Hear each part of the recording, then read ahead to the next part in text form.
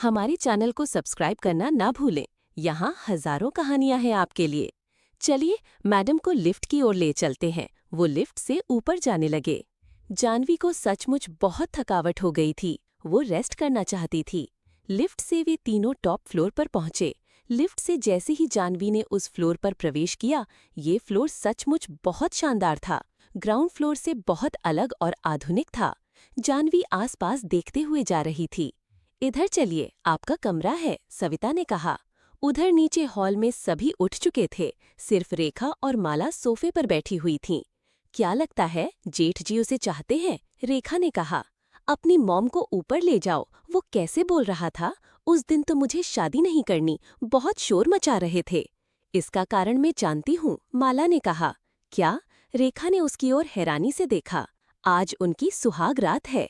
एक 32 साल के आदमी को 19 साल की लड़की मिली है। इस रात को जाने दो, फिर देखेंगे इनके प्यार को। दोनों बातें करती हुई हंस रही थीं। जानवी अपने कमरे में पहुंची। वो उस कमरे को देखते ही रह गई। ये मेंशन का सबसे शानदार कमरा था, बहुत बड़ा और बहुत खूबसूरत। मैडम, ये आपका कमरा है।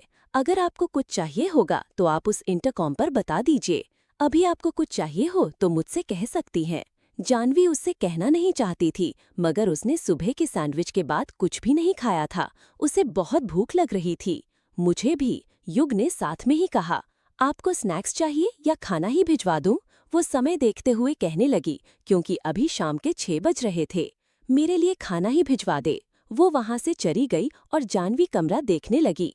जिस साइड दरवाजे से वो अंदर आई थी, उस साइड किंग साइज का बहुत बड़ा बिस्तर लगा हुआ था और उसके पीछे जयराज के साथ युग की फोटो लगी थी, जिसमें छोटा सा युग जय की गोद में था।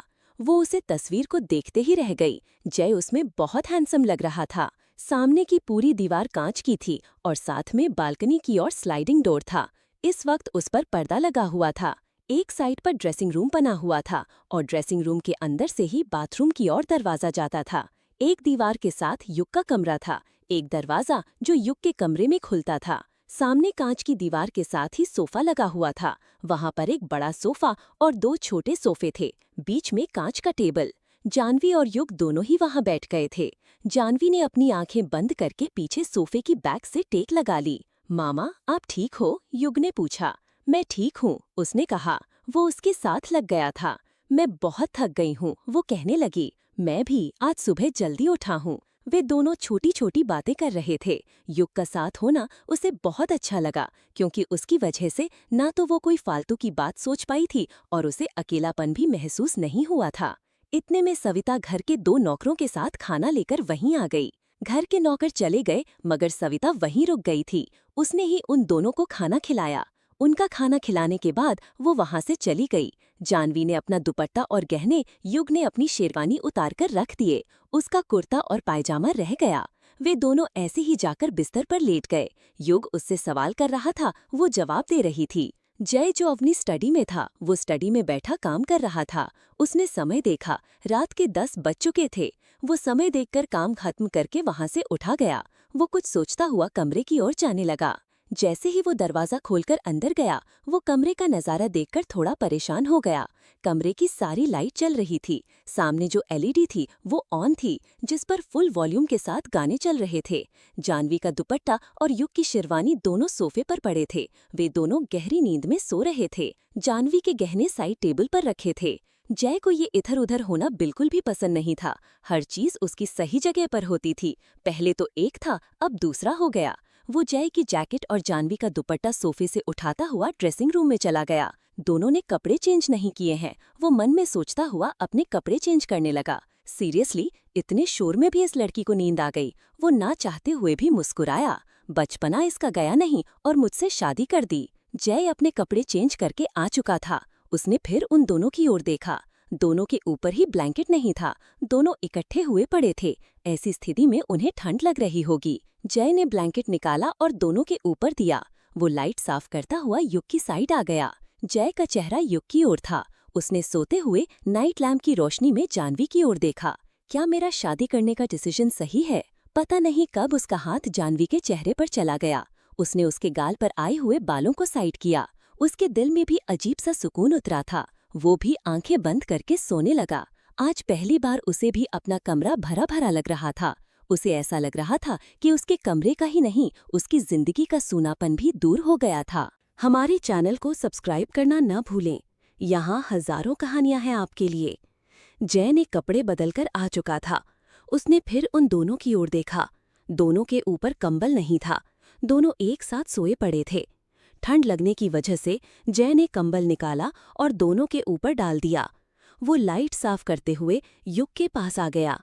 जय का चेहरा युग की ओर था। उसने सोते हुए नाइट लैंप की रोशनी में जानवी की ओर देखा।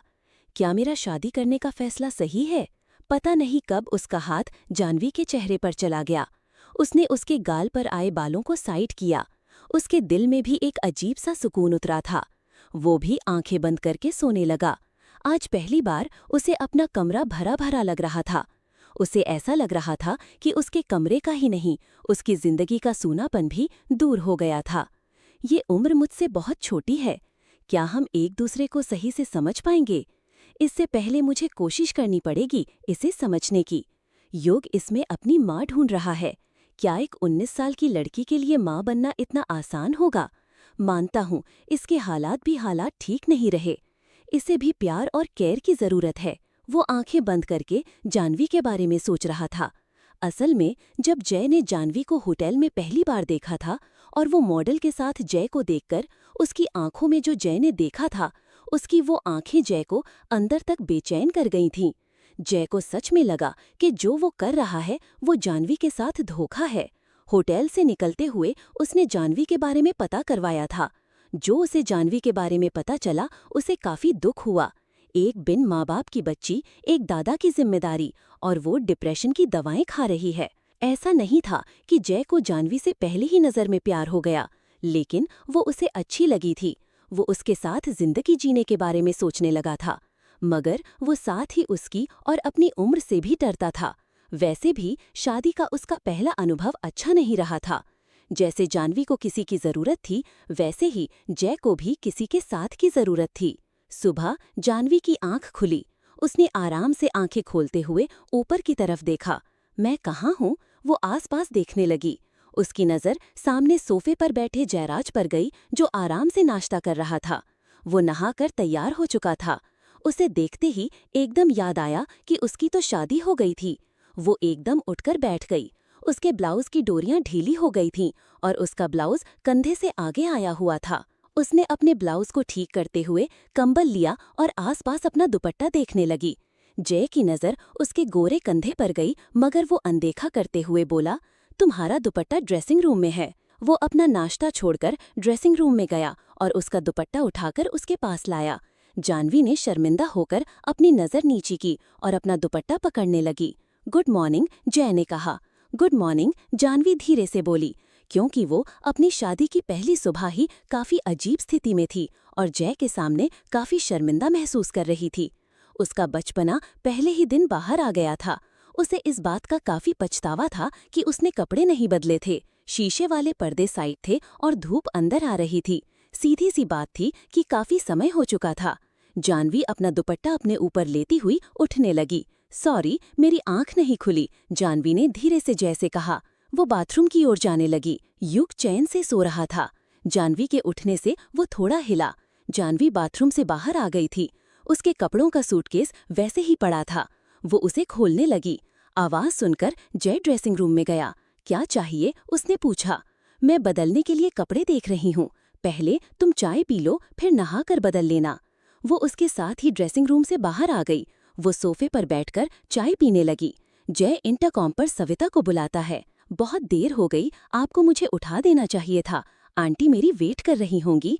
कोई बात नहीं, तुम आराम से तैयार हो जाओ, यहीं नाश्ता कर लेना। सभी लेट उठ गए हैं। मैंने कह दिया है कि तुम लेट आओगी। जानवी चुपचाप उसकी बातें सुनती रही। इतने में दरवाजा खटखटाया।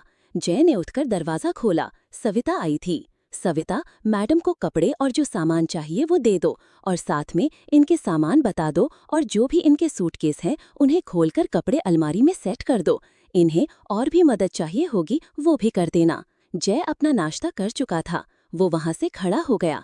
उसने फिर जानवी की ओर देखते हुए कहा, तुम नहाकर तैयार हो जाओ, फिर यहीं तुम्हारा नाश्ता आ जाएगा। ठीक है, जानवी ने कहा। जय कमरे से बाहर चला गया। जय के जाते ही जानवी को चैन की सांस आई। चलिए मैडम, आप नहा लीजिए। सविता जानवी के साथ ड्रेसिंग रूम में चली गई। उसने जानवी की अलमारियां खोलकर उसके कपड़े दिखाए, जिनकी शॉपिंग जय ने शादी के समय की थी। थोड़ी ही देर में जानवी नहाकर तैयार हो चुकी थी। सविता ने साड़ी पहनने में उसकी मदद की। उसके लिए नाश्ता भी वहीं आ गया। तब तक युग भी उठ गया था और वो उठते ही जानवी के साथ नाश्ता करने लगा।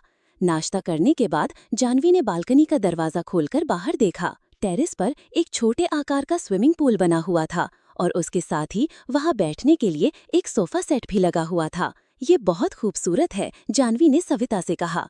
ये जो टॉप फ्लोर है ये जय सर का है, जहाँ पर उनके गेस्ट आते हैं वो रहते हैं। युग का रूम भी साथ ही है और 2 बेडरूम और हैं जहाँ घर का कोई फैमिली मेंबर ऊपर नहीं आता।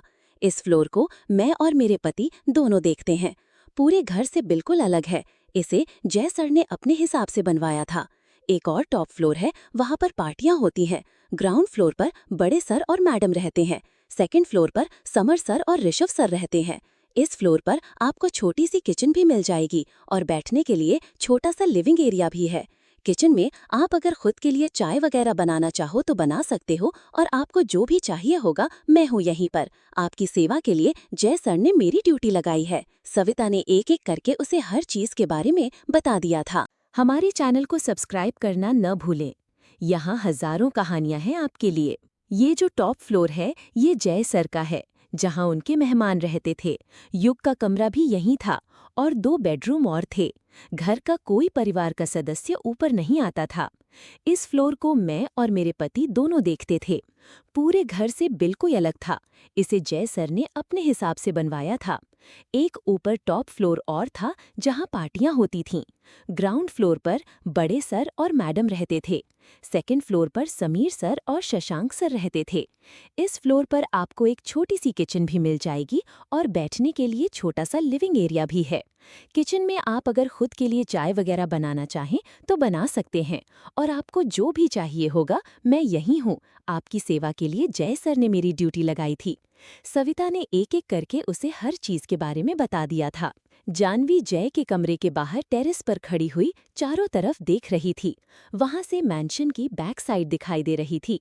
सामने सर्वेंट के क्वार्टर्स थे, गाड़ियों के लिए गैरेज था और साथ ही वहां से पूरा शहर दिखाई दे रहा था। उसे चारों तरफ देखकर बहुत अच्छा लग रहा था। वहां बहुत अच्छी हवा चल रही थी और काफी ऊंचाई पर था। उसका फोन जो अंदर पड़ा था रिंग हुआ। वो अंदर जाने लगी, तब तक सविता उसका फोन लेकर उसके पास आ गई। रेणुका का फोन था। तुम ठीक हो जानवी? रेणुका ने फिक्र करते हुए पूछा।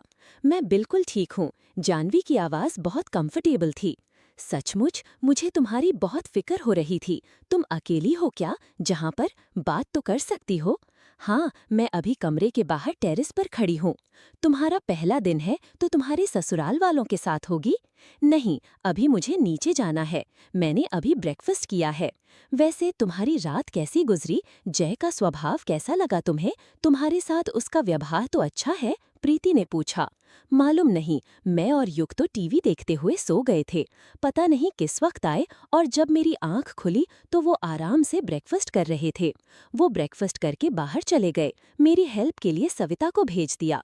तो मतलब वो तुम्हें इग्नोर कर रहा है? उसकी लाइफ में तुम्हारी इम्पोर्टेंस नहीं है? क्या लगता है तुम्हें? उसकी बात सुनकर जानवी हंसने लगी।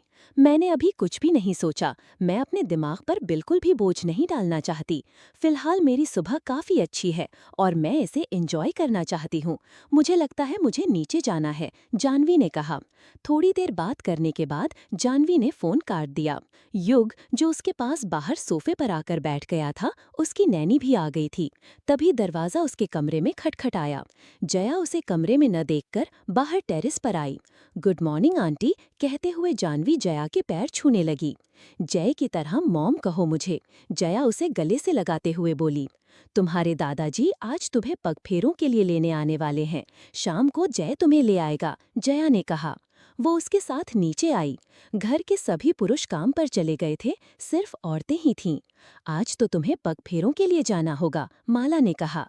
हाँ, मेरे दादाजी मुझे लेने आएंगे और शाम को तो तुम आज ही वापस आओगी, रेखा ने कहा। ये कैसी बात हुई, शाम को जय ले आएगा इसे, जया ने कहा। मगर आज तो वो शहर से बाहर जाने वाले हैं, उनकी मीटिंग है किसी के साथ, पता नहीं रात को किस पहर आएंगे। जया को भी अचानक याद आया कि जय को जाना था। तो हम लोग आ जाएंगे तुम्हें लेने, जया ने कहा।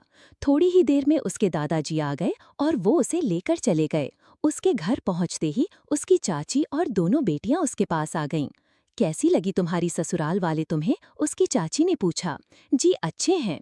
तुम तो इतने अमीर लोगों में चली गई हो, अब अपनी बहनों के लिए भी वहाँ कोई अच्छा सा रिश्ता देखो। जब शाम को दामाद जी आएंगे मैं उनसे भी कहूंगी, उसकी चाची ने कहा। वो शायद ना आए, मॉम और डैड आएंगे मुझे लेने, जानवी ने धीरे से कहा। उसकी बात पर सोनिया और तनु एक दूसरे की तरफ देखकर मुस्कुराईं। तो वो तुम्हें पसंद नहीं करता? अगर वो तुम्हें पसंद करता है तो शादी के अगले दिन थोड़ी काम पर ऐसे जाता, फिर तो तुम लोग हनीमून पर भी कहीं नहीं जा रहे। मैं तो समझी थी कि तुम स्विट्जरलैंड जैसी जगह पर जाओगी हनीमून के लिए। आप किसे कह रहे हैं माम, हम लोगों की शादी के लिए, जिसकी खुद की शादी पता नहीं कितने दिन चलेगी, सोनिया ने कहा। उसकी बातों से जानवी का मन खराब हो गया। वो वहां से उठकर अपने कमरे में जाने लगी। तुम कहाँ जा रही हो, हाल के सोफे पर से उठते हुए देखते हुए उसकी चाची ने कहा। मैं अपने कमरे में जा रही हूँ। कौन सा कमरा? वो तो हमने स्टोर रूम बना दिया है, फालतू सामान पड़ा था वो रखा है उसमें। जानवी ने उसे हैरानी से देखा। उसे घर आए एक ही दिन हुआ था, उसका मन बहुत खराब हो रहा था। जय उसे लेने नहीं आएगा, पहले माला और रेखा ने सुनाया था और अब ये लोग उसे सुना रहे थे। अभी उसे घर पहुंचे हुए 1 घंटा ही हुआ था। चाय पीने के बाद वो लोग बातें ही कर रहे थे कि उसे वहां पर घबराहट होने लगी। वो अपनी दवा देखने के लिए अपना पर्स उठा रही थी, तभी बाहर से घर का नौकर भागता हुआ आया। मैडम, बाहर दामाद बाबू आए हैं, उन्होंने जानवी दीदी को जल्दी से आने को कहा है। जानवी को लगा कि उसने गलत सुना है। हमारे चैनल को सब्सक्राइब करना ना भूलें, यहाँ हजारों कहानियां हैं आपके लिए।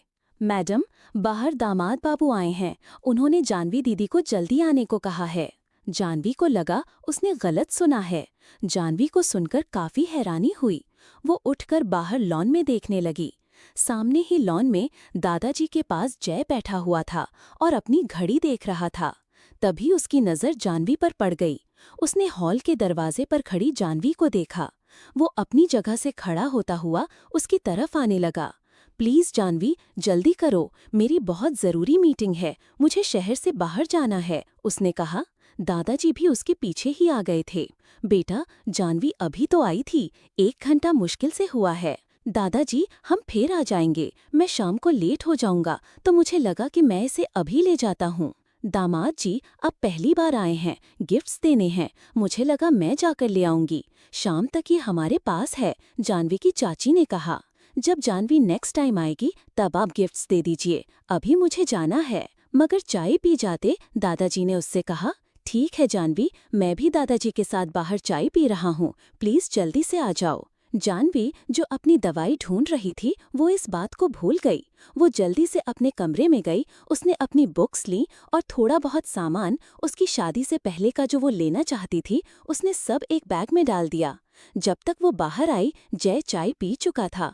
वो भी जहाँ से जल्दी जाना चाहती थी। नौकर ने सामान गाड़ी में रखा। जानवी बैठने के लिए पीछे का दरवाजा खोलने लगी। ड्राइवर नहीं है, आगे आ जाओ, कहता हुआ जय खुद भी गाड़ी का अगला दरवाजा खोलता हुआ ड्राइविंग सीट पर बैठ गया था।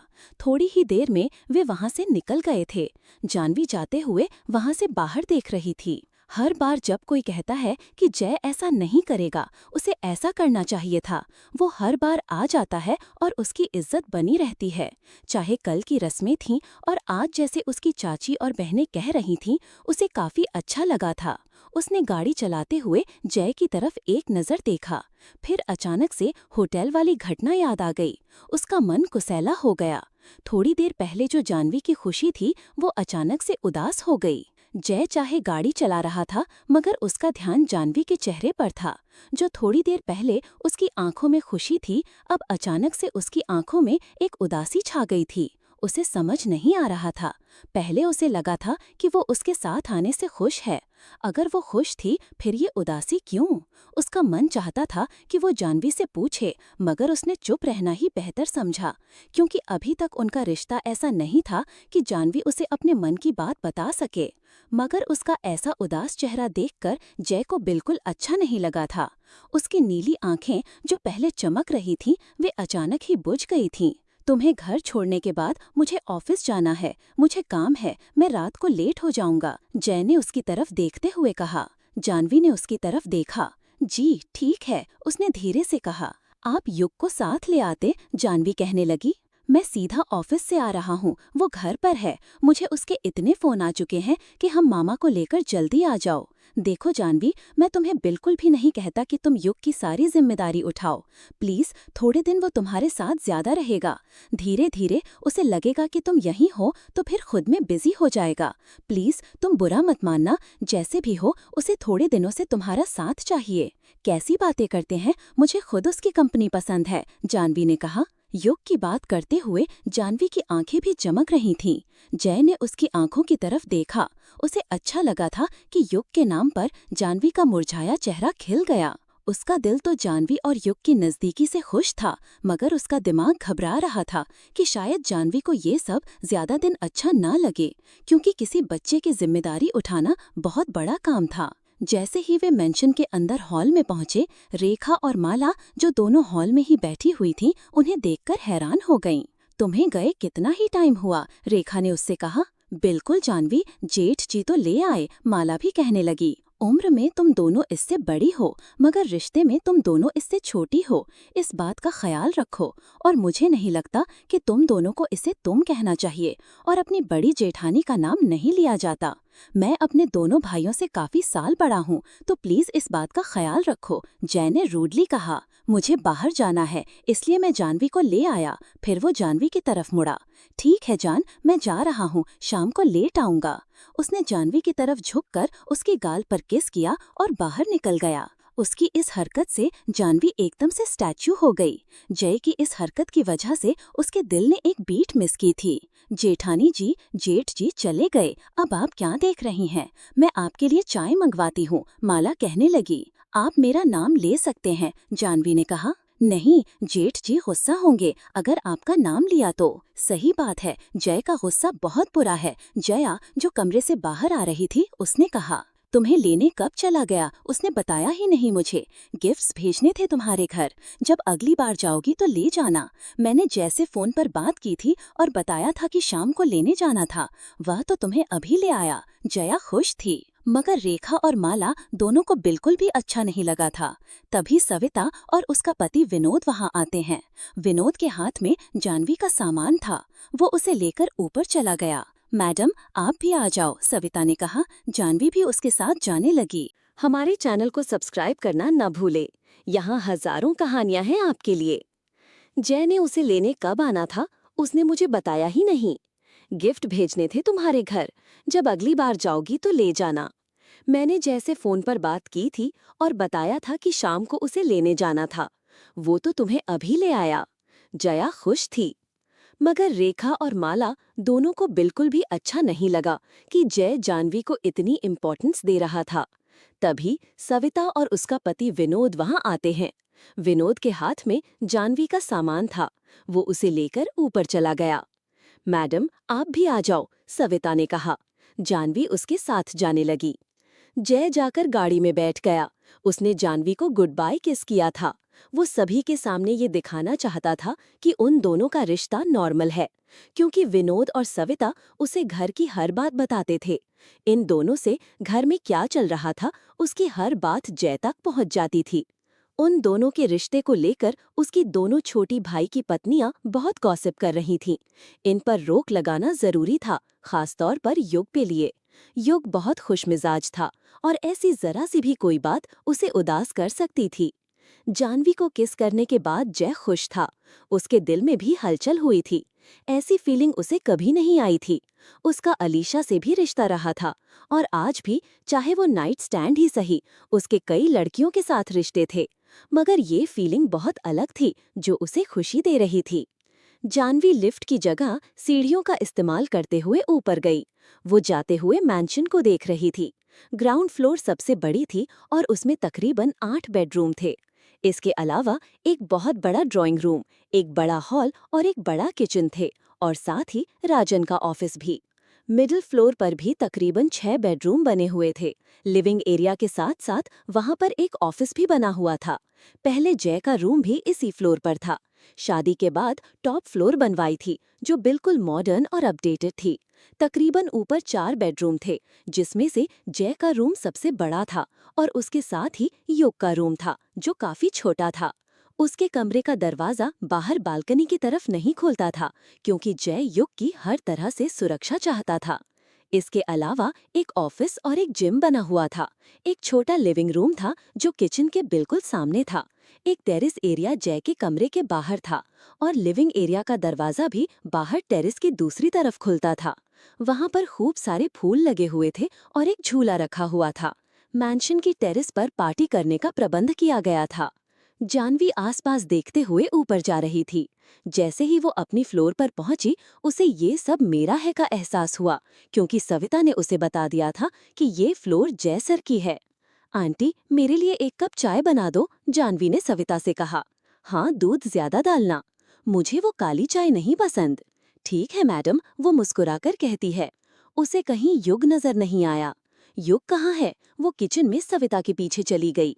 उसे जया मैडम ने उसकी नानी के साथ बाहर भेजा है। वो बार बार पूछ रहा था आप कब आएंगी। चाय पीने के बाद जानवी ने साड़ी चेंज करके सूट पहन लिया। थोड़ी देर बाद जया भी उसके पास आई। उसके साथ युग भी था। जया थोड़ी देर बाद चली गई, युग वहीं जानवी के पास रह गया। अब जानवी के दिमाग में एक बात और चल रही थी कि मैं जय सिंघानिया को क्या कहकर बुलाऊंगी। रेखा और माला ने जानवी का नाम लिया था तो उन्हें कितनी डांट पड़ी थी। जय जानवी से कितना बड़ा है। युग, तुम्हारे डैड को सभी क्या कहकर बुलाते हैं? मैं तो डैड कहता हूँ, वो मुस्कुराकर कहने लगा। और तुम्हारे दोनों चाचू क्या कहते हैं? वो दोनों चाचू भाई कहकर बुलाते हैं। और दोनों चाचियाँ? वो जेठ जी कहती हैं, युग ने कहा। और मॉम डैड तो उसे कुछ भी कह सकते हैं, जानवी ने अपने मन में सोचा। अब जानवी के लिए प्रॉब्लम थी कि वो जय को क्या कहकर बुलाएगी। जब वो दोनों साथ रहेंगे बात तो करनी पड़ेगी ना। ऐसे ही शाम हो चुकी थी। जानवी और युग नीचे लॉन में जया के साथ बैठे हुए थे। इतने में जानवी को प्रीति का फोन आ गया, क्योंकि जानवी ने पहले प्रीति को फोन किया था, मगर तब प्रीति ने फोन नहीं उठाया था। हाँ, क्या हुआ? पहुंच गई ससुराल? प्रीति ने फोन उठाते ही कहा। हाँ, सुबह ही आ गई थी। अच्छा, तुमने मैसेज डाला था, इसीलिए हम लोग घर नहीं आए। मेरी एक बहुत बड़ी प्रॉब्लम है, जानवी, जो वहां से उठकर साइड पर बात करने लगी थी, ने कहा। मैं जयराज सिंघानिया को क्या कहकर बुलाऊं? ये कैसा सवाल हुआ? प्रीति ने उससे कहा। पति है वो तुम्हारा, जो मर्जी का हो, जानू है, सोना, पाबू है। सीधी सीधी बात करो, हद से थप्पड़ खाओगी, जानवी ने गुस्से से बोला। तभी जया ने उसे बुलाया। जानवी ने फोन होल्ड पर करते हुए कहा, क्या हुआ मॉम? बेटा, तुम आराम से ऊपर जाकर बात कर लो, मैं भी अंदर जा रही हूँ। युग और जया अंदर चले गए। जानवी भी ऊपर अपने रूम की तरफ जाने लगी और साथ ही प्रीति से बात कर रही थी। जानवी ने उसे आज सुबह वाली बात बताई। मतलब तुम उसका नाम नहीं ले सकती, तुम्हारे कहने का मतलब यही है? प्रीति ने कहा। वैसे तुम उसकी वाइफ हो, चाहे छोटी सही मगर जयराज कह सकती हो, प्रीति ने सोचते हुए जवाब दिया। मुझे बहुत डर लग रहा है, मैं क्या कहकर बुलाऊं? तो सर कह दो, प्रीति ने उसे सोचकर कहा।